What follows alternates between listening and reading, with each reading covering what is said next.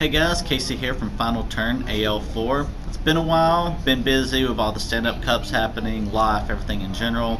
Sorry we've not had more content lately, but me and Ryan have several, actually like about 5 deck profiles for you guys today, so hope you all enjoy them. This one I'm going to be going over. I was going to wait a while before posting it because of all the stand-up cups, and this is my main deck.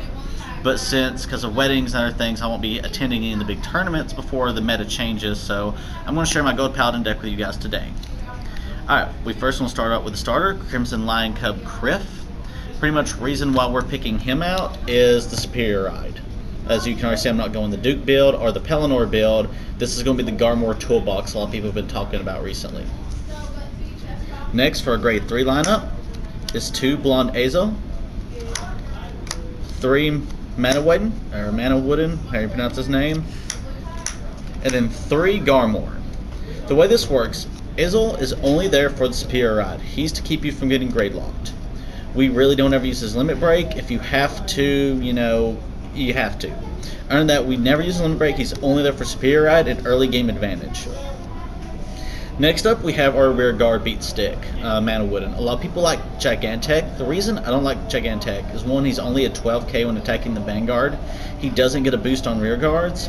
This guy gets a boost, and everyone knows who plays Golds is we're so luck-psychic in such an advantage deck, you're always going to have a field. And plus with him, with the new meta, with cross shots and everything in MLB, you're going to be mostly focusing on attacking the rear guards anyway with Manawooden, so having that 20k column swinging on rear guards is just really strong for keeping your opponent in check.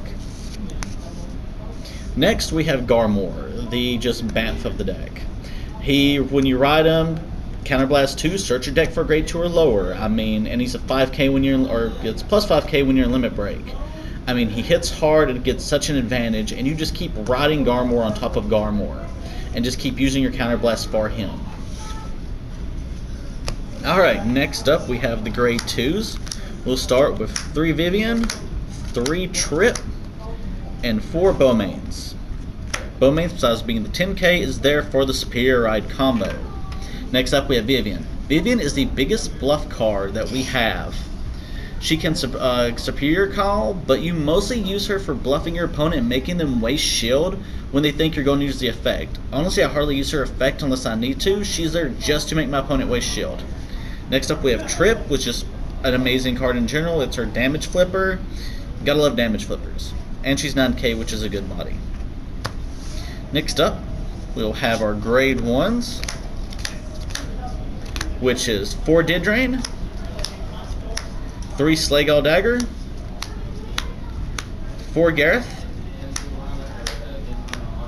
and 4 Perfect Shield. Didrain is at 4. That's a lot more than what I ever see anyone else use. The reason why is, besides Vivian, you have Garmore.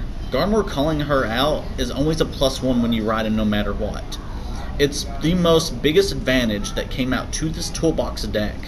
And Didrain just makes it that much better than what it used to be. Because I played this all the way back to Regionals last year when Golds first came out with set 5, and I've been playing them ever since. And Didrain just increased this deck's potential that much more for all the advantage. And with her behind Garmore or any other card, you're hitting the number you need to hit the 11Ks and 10Ks.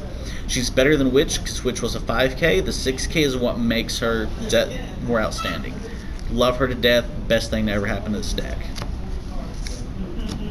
Next we have Slagal Dagger. He was a lot better back in the day.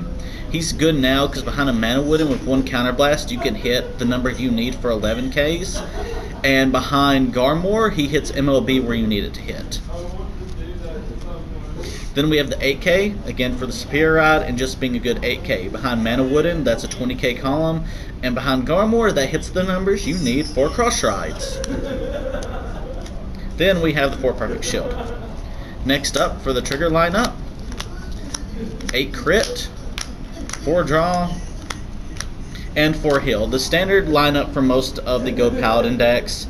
A lot of people I've been noticing, mostly Paladin builds go 6 crit, 6 draw.